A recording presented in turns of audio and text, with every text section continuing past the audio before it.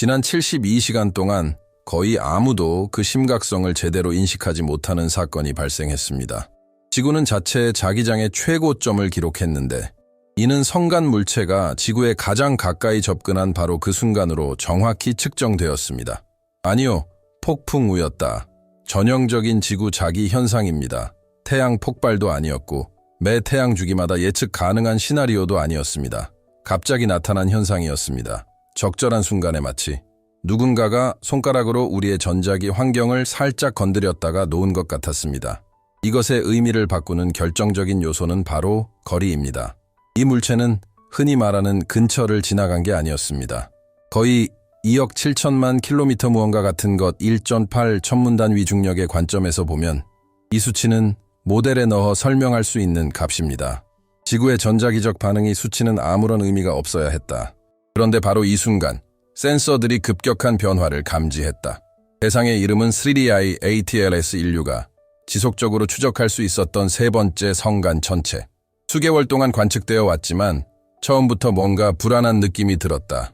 그 움직임이 혜성이라는 단어가 암시하는 고요함과는 어울리지 않았기 때문이다. 작은 이상 현상, 미세한 조정, 이상한 패턴들은 개별적으로 보면 관측 잡음으로 치부될 수도 있을 것이다. 하지만 2025년 12월 19일 그렇지 않았어요. 소음 그것은 데이터가 단순한 호기심의 집합체를 넘어 하나의 연속적인 정보가 되는 순간이었다. 사건이 실제로 일어났다면 그것은 한 곳 이상의 흔적을 남기기 때문입니다. 그리고 바로 그 부분에서 아무도 입 밖으로 꺼내고 싶어 하지 않는 이야기가 나옵니다. 타이밍이 너무나 절묘했다. 최고점은 가장 근접한 지점에서 정확히 나타납니다. 몇 분 전부터 신호가 증가하기 시작하고 최고점에 도달하는 동안에는 그 상태를 유지하다가 몇 분 후에 감소합니다. 마치 시작, 평탄 구간, 그리고 종료로 이루어진 실험처럼 보이는 곡선이지 우주에 던져진 무작위적인 현상이 아닙니다. 자, 여기서 올바른 질문은 이것이 무엇을 증명하는가가 아닙니다. 올바른 질문은 다음과 같습니다. 정확히 무엇을 측정했습니까? 그렇다면 무엇을 안전하게 제거할 수 있을까요? 이러한 유형의 논의에서 가장 민감한 서명 중 하나는 다음과 같습니다. 전자기 공명지구 표면과 전리층 사이에는 특정 주파수가 안정적인 배경 잡음으로 나타나는 자연적인 회로가 존재합니다. 이 배경 잡음은 알려져 있고 모니터링되며 특별한 이유 없이 급격하게 변하지 않습니다.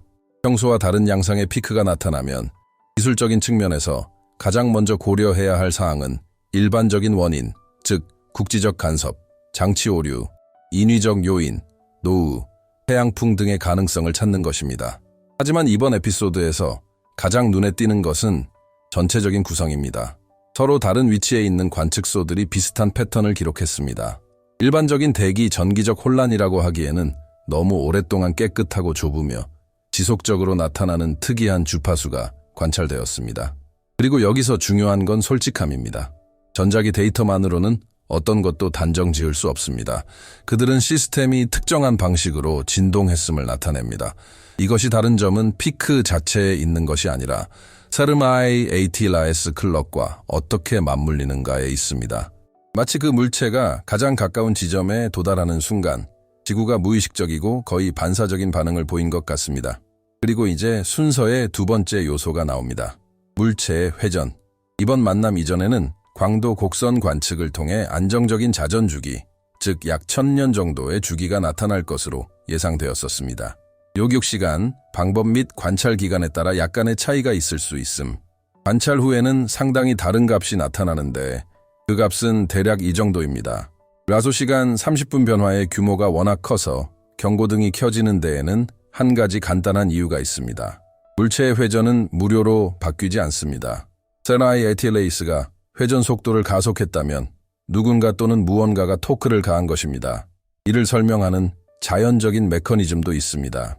비대칭 가스 제트는 마치 소형 로켓처럼 작용하여 회전을 변화시킬 수 있는데 실제로 이러한 현상은 혜성에서 관측된 바 있습니다. 하지만 이 메커니즘에는 관측 가능한 대가가 따릅니다. 천체가 회전을 크게 변화시킬 만큼 강하게 물질을 방출할 경우 밝기, 비대칭성, 코마의 팽창, 특징 등 강한 활동을 나타내는 광학적 신호가 일반적으로 나타납니다. 감지 가능. 관찰자 집단이 우려하는 것은 두 가지 사이의 긴장감입니다. 변화의 규모 그리고 미래적인 가시적 스펙터클의 부재. 이것은 최종적인 논증이 아니라 마찰을 일으키는 논증입니다. 가군 동량 보존, 물체의 구조, 그리고 관련된 에너지와 관련된 문제이기 때문에 간단한 문단으로 해결할 수 있는 종류의 마찰입니다. 그리고 여력학을 고려하는 사람들을 불편하게 하는 또 다른 세부 사항이 있습니다. 승화 활동으로 인한 회전 가속은 태양열 가열이 최고조에 달하는 시점에 더 타당성이 높다는 것입니다. 하지만 가장 결정적인 사건은 우리가 지구와 마주쳤을 때 발생합니다. 자전시계와 전자기, 피크 시계가 똑딱거리는 것처럼 느껴질 때 인간의 뇌는 재빨리 해결책을 찾고 싶어 합니다. 하지만 여기에는 재빨리 해결할 방법이 없습니다. 네, 질문에는 일정한 패턴이 있습니다. 만약 이 물체가 단순히 외부에서 온 얼음과 암석 덩어리라면 왜 관측 시점과 정확히 일치하는 듯한 움직임을 보이며 나타나는 것일까요? 왜 표시된 사건은 최저점을 통과하는 순간 정확히 발생하는 것일까요? 왜 회전은 그 변화의 크기를 정당화할 만한 일관된 활동의 표시 없이 변하는 것일까요? 그리고 이것이 단순히 지역적인 현상이라고 생각하기 전에 이번 행사는 혼돈이 예상되는 곳에 질서를 부여하는 것이라는 주제를 강화하기 위해 기획된 것처럼 보입니다. 세리 IATLAS가 지구에 신호를 보내는 동안 완전히 다른 데이터가 우주론이 억누르며 S는 논쟁에 다시 불을 지폈기 때문입니다. 우주는 우리가 되풀이하고 싶어 하는 것처럼 정말 무작위적인 것일까요? 망원경 유클리드 유럽 우주국 ESA. 의 망원경은 암흑물질과 거대한 3차원 우주구조를 매핑하기 위해 발사되었습니다. 이 망원경은 미스터리 추적 장비가 아니라 매핑 도구입니다. 관찰하고 측정하고 십자가의 프로그램은 거리를 계산하고 필라멘트 클러스터 및 공극에 대해 우리가 이미 알고 있는 내용을 강화하는 지도를 반환합니다. 하지만 최근 관찰 결과 중 하나가 직접적인 이유로 주목을 받았습니다. 그것은 다음과 같은 사실을 보여주기 때문입니다. 호 모양의 은하열 적어도 주위를 요하는 기하학적 규칙성을 지니고 있다. 아니 오렌지입니다. 이것은 전형적인 중력 아크입니다. 거대한 물체가 빛을 휘게 해서 생기는 우리가 이미 알고 있는 그런 골이나 호 모양의 아크가 아닙니다. 여기서 거슬리는 점은 마치 모든 것이 완벽하게 정렬된 듯한 느낌. 무언가가 그 형태를 유도하지 않고서는 나타날 수 없을 만큼 정교하게 설계된 구조라는 것입니다. 다시 말씀드리지만 이것은 의도의 증거가 아닙니다. 이것은 우주가 여전히 우리에게 주는 신호일 뿐입니다. 있을 법하지 않은 일들 수정을 강제하거나 최소한 추가 검사를 강제할 만큼 충분합니다. 왜냐하면 윽실있는 단순히 작동하는 것이 아니기 때문입니다. 이미지 포함 아름답다. 그는 거리를 측정한다. 그리고 거리가 그들이 경기에 참여하게 되면 단지 각도 때문이었다 라는 설명은 설득력을 잃게 된다. 자, 이제 인과관계를 억지로 만들어내지 않고 조각들을 맞춰보세요. 지구에서 발생한 전자기파 급증 현상이 원거리 물체와의 충돌 최고점과 동시에 나타났습니다. 같은 시간 범위 내에서 성간 물체의 자전 속도에 상당한 변화가 일어나는 것. 예상치 못한 차원의 조직화에 대한 논쟁을 다시 불러일으키는 우주론적 구조. 그것들은 같은 것이 아닙니다. 서로 다른 분야, 다른 규모, 다른 악기입니다. 하지만 반복되는 주제는 같습니다. 상식적으로 잡음과 불규칙성이 예상되는 곳에서 지나치게 정돈된 패턴이 나타난다. 바로 이 시점에서 이야기는 단순한 이상 현상의 요약을 넘어 진정한 수사로 전환됩니다. 수사는 무엇이 진실인지 확신할 때 시작되는 것이 아니라 무엇이 진실인지 밝혀낼 때 시작되기 때문입니다. 필요한 단순한 우연의 일치로 치부하기에는 너무나 많은 일들이 벌어지고 있다. 그리고 세르마이 애틀레이스에는 모든 것을 카운트다운으로 바꿔주는 요소가 하나 더 있습니다. 그는 아무데나 가는 게 아닙니다. 그는 목성으로 가는 겁니다. 이것은 비유적인 표현이 아닙니다. 근접 통과 후 궤적은 점점 더 정밀하게 분석되고 있으며 태양계에서 가장 강력한 중력장과 가장 강력한 전자기, 증폭기와의 근접 통과를 예고하고 있습니다. 원거리 접근 중 얻은 특이한 데이터와 이러한 유형의 상호작용을 시험하기 위해 가능한 가장 극한 환경에 진입하려는 특이한 데이터 사이에는 명백한 차이가 있습니다. 지구는 2억 7천만 킬로미터 떨어진 곳에서 무언가를 감지했을지도 모릅니다. 토성과 목성은 훨씬 더 강력한 자기장 내에 존재합니다. 만약 플라즈마 결합, 전하, 방출 또는 기타 역학 등 어떤 방식으로든 아직 제대로 모델링되지 않은 물리적 층이 존재한다면 목성 부근에 이르면 이러한 현상은 더 이상 미묘하지 않게 됩니다. 그리고 여기서 중요한 점을 기억해 두세요. 왜냐하면 이 점이 나머지 영상을 보는 방식을 바꿔놓을 것이기 때문입니다. 지구와의 만남 동안 일어난 일은 본 사건이 아닙니다. 그것은 서막일 뿐입니다. 예정된 시간, 동기화 및 데이터 순서를 갖춘 서막은 더 이상 3i-ATLAS를 흥미로운 해성으로 취급할 수 없게 합니다. 남은 질문은 철학적인 것이 아니라 실질적인 문제입니다.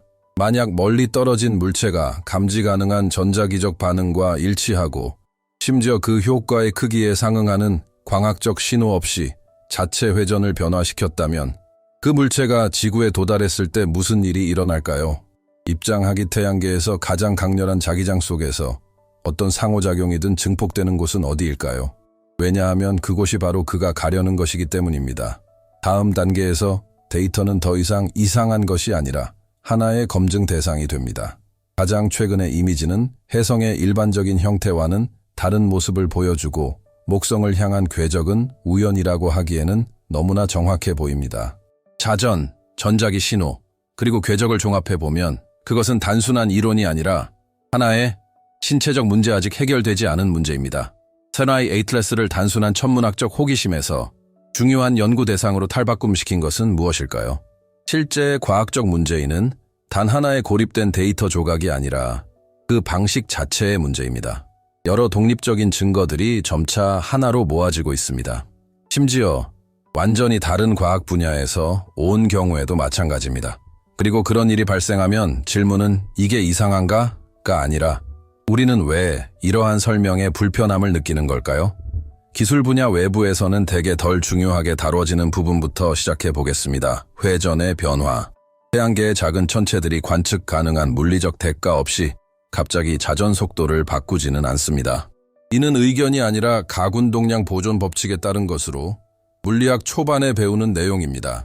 지름이 수 킬로미터에 달하는 천체의 자전 속도를 수십 분 단위로 가속하려면 상당한 에너지 전달 그리고 이를 설명하는 알려진 메커니즘은 거의 없습니다. 가장 흔한 것은 다음과 같습니다. 라고 불리는 로켓 효과 얼음의 승화로 생성된 가스 제트는 비대칭 추진기 역할을 합니다. 이러한 효과는 이미 실제 혜성에서 측정되었고 관련 논문에 기록되었으며 수치 모델링으로도 입증되었습니다. 문제는 바로 이것입니다. 그 일은 조용히 일어나지 않습니다. 혜성이 회전에 상당한 변화를 줄 만큼 강한 승화 영역에 진입하면 밝기의 뚜렷한 증가, 팽창하는 코마, 비대칭 구조, 그리고 성능이 떨어지는 장비로도 감지할 수 있는 제트와 같은 활동의 폭발적인 증가를 관측할 수 있습니다. 노차소도 3i-ATLAS, 이것은 나타나지 않았습니다. 관측된 회전 효과와 같은 규모였습니다. 그에 상응하는 플레어, 즉 관련된 에너지의 양을 설명할 수 있는 폭발적인 활동은 없었습니다. 그리고 이것이 모델이 요구하는 것과 망원경이 보여주는 것 사이에 직접적인 불일치를 초래합니다. 또 다른 방법 상호작용이 될 것입니다. 중력 때문입니다.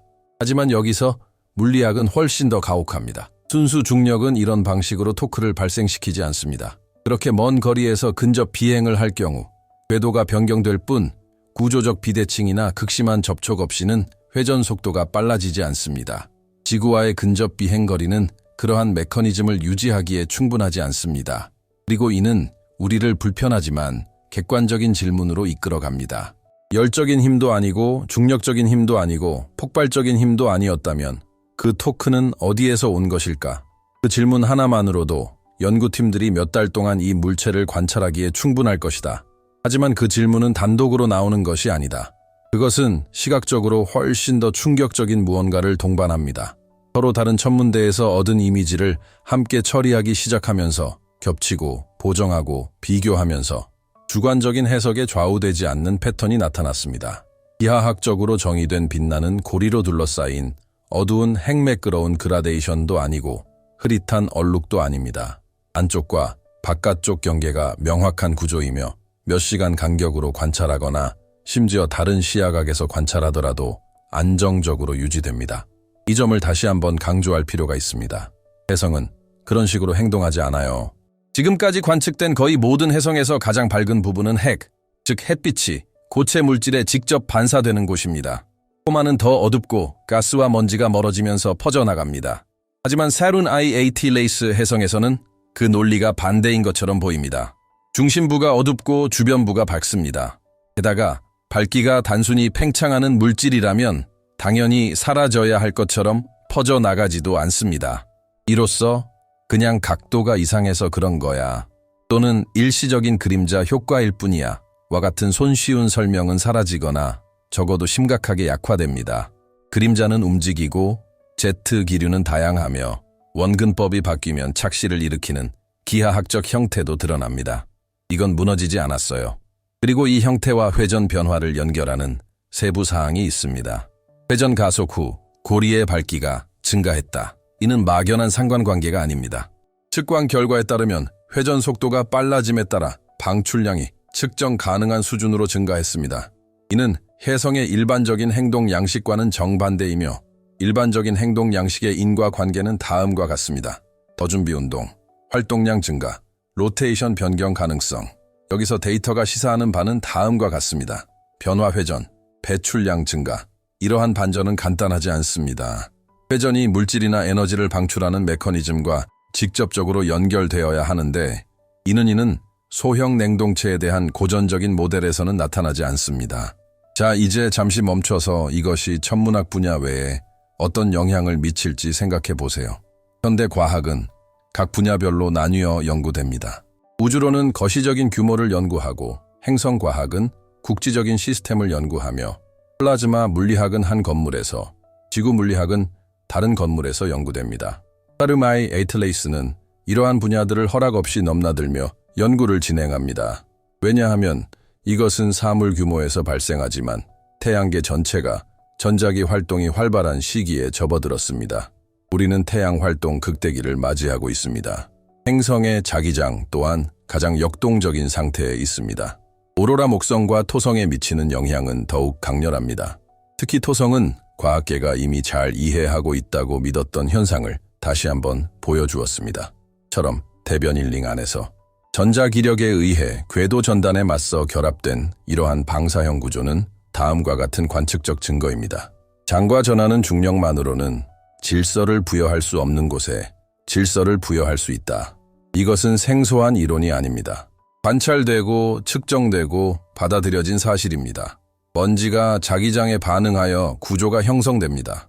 문제는 같은 패턴이 다양한 규모에서 반복된다는 점입니다. 은하들이 있을 법하지 않은 기하학적 패턴으로 배열되어 있다. 전자기적 일관성을 보이는 행성고리, 안정적인 구조를 보이지만 비정상적인 회전 반응을 보이는 성간 물체, 가능합니다. 전자기적 결합. 이 모든 것이 똑같다고 말하는 건 아닙니다. 요점은 다릅니다. 우주가 거시적인 규모에서는 오로지 중력에 의해, 미시적인 규모에서는 혼돈에 의해 지배된다는 생각은 지나치게 단순화된 것으로 여겨지기 시작했습니다. 그리고 이는 과학의 발전 방향에 직접적인 영향을 미칩니다. 모델이 무너지는 것은 누군가가 이상하다고 생각하기 때문이 아닙니다. 데이터가 모델의 설명에 반할 때 무너지는 것입니다. 20세기 초 고전역학이 그랬습니다. 정적인 우주라는 개념도 그랬고 태양이 그저 평범한 불덩어리라는 생각도 그랬습니다.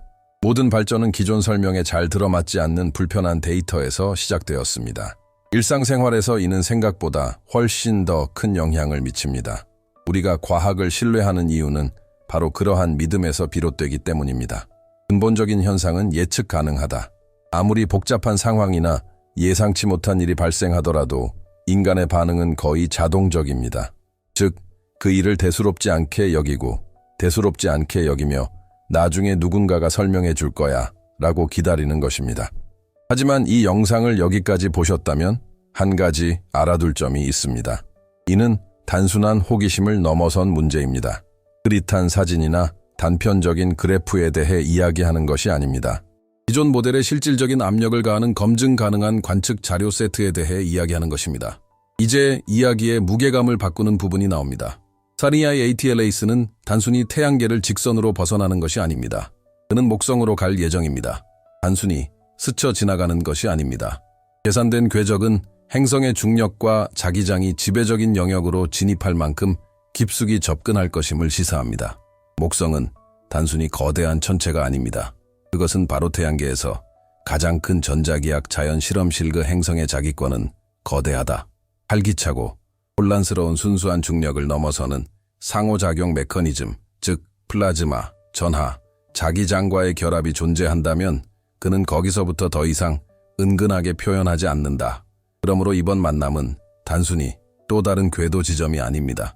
그것은 직접적인 신체 검사 누구도 계획하지 않았고 누구도 만들지 않았고 누구도 시작하지 않았습니다.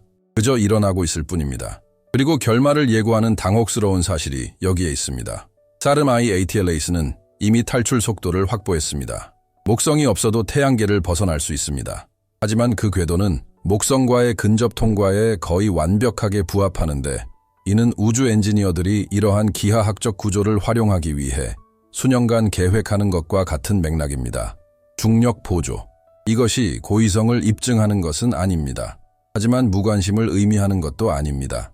이러한 유형의 분석이 계속되어야 한다고 생각하신다면 완료되었습니다. 이런 사건을 실시간으로 지켜보는 건 의미가 없다. 지금 바로 가입하고 즐겨보세요. 이어지는 내용은 철학적 해석이 아니라 예측과 관찰의 직접적인 대결이기 때문입니다. 그리고 다음 단계는 물리학이 더 이상 편안하게 적용될 수 없는 바로 그 지점에서 시작됩니다.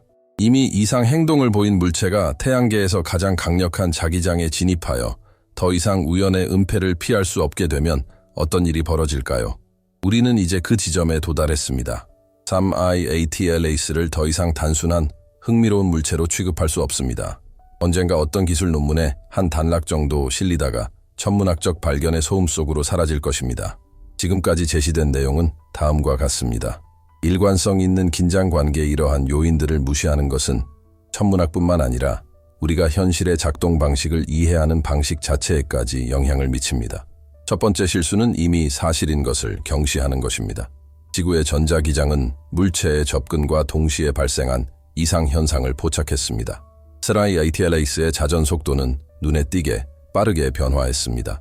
관측된 형태는 전형적인 혜성의 형태를 따르지 않습니다. 궤적은 역학적 필연성이 없더라도 목성과의 깊은 근접 통과를 시사합니다. 이러한 점들이 중요합니다. 이것들은 추측이 아닙니다. 이것들은 문서화되고 논의되고 검토된 데이터입니다. 논쟁은 여기서 끝나지 않습니다. 와 함께 일어났다 하지만 그들은 무슨 뜻인가요? 바로 그 부분이 불편함의 원인입니다.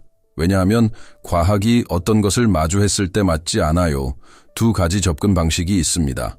첫 번째는 생산적인 접근 방식으로 모델을 수정하고 새로운 질문을 제기하며 아직 공식화되지 않은 계층이 존재할 수 있음을 인정하는 것입니다. 두 번째는 방어적인 접근 방식으로 문제를 하나의 접근 방식으로는 해결할 수 없을 정도로 작은 부분으로 나누는 것입니다. 인 것 같다 진정한 변화를 요구하는 것.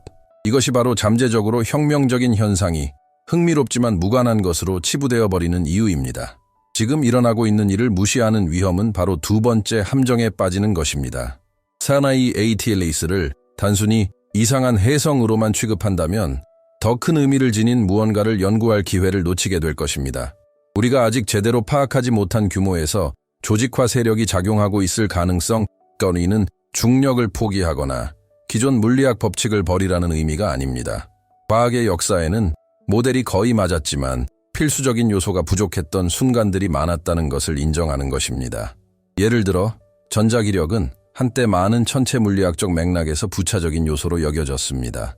하지만 오늘날 우리는 전자기력이 플라즈마를 조직화하고 원반 구조를 만들고 제트의 형태를 결정하며 행성 전체의 환경을 규정한다는 것을 알고 있습니다.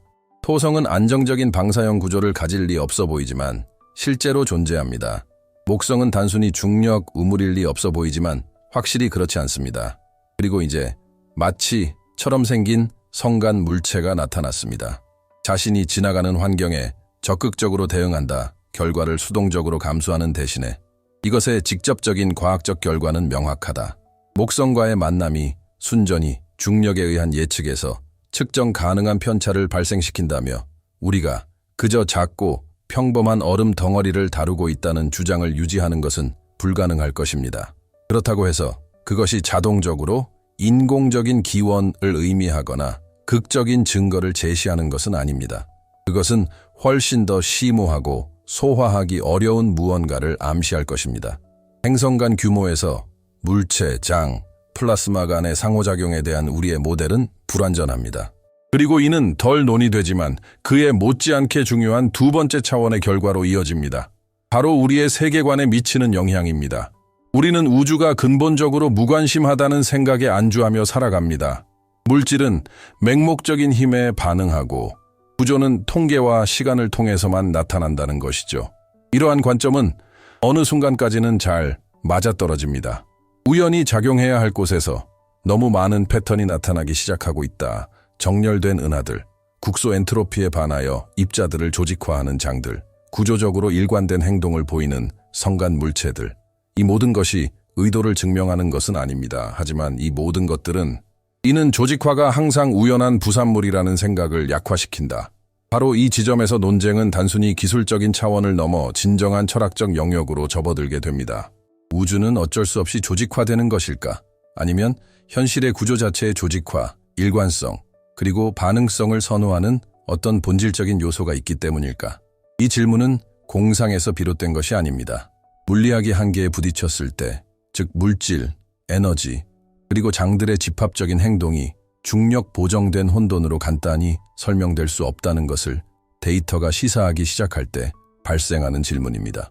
만약 이것이 부분적으로라도 사실이라면 그 함의는 엄청날 것입니다.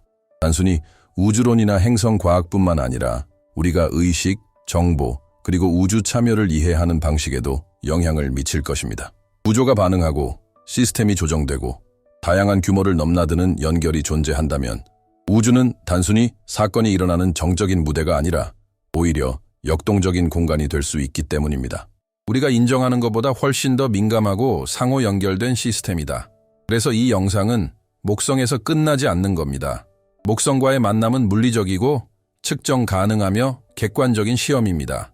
이 시험을 통해 스르우냐이 ATLS가 예상대로 진행되고 있는지 아니면 무시할 수 없는 새로운 이상 현상을 발견하고 있는지 알 수 있을 것입니다. 하지만 그 의미는 단순히 행성의 궤도를 넘어서는 것입니다. 이는 우리로 하여금 더 오래되고 심오한 질문을 다시금 던지게 합니다. 우주는 그저 존재할 뿐이다. 아니면 반응하는 것일까? 여기서 중요한 것은 단순히 성간 물체를 이해하는 것만이 아닙니다.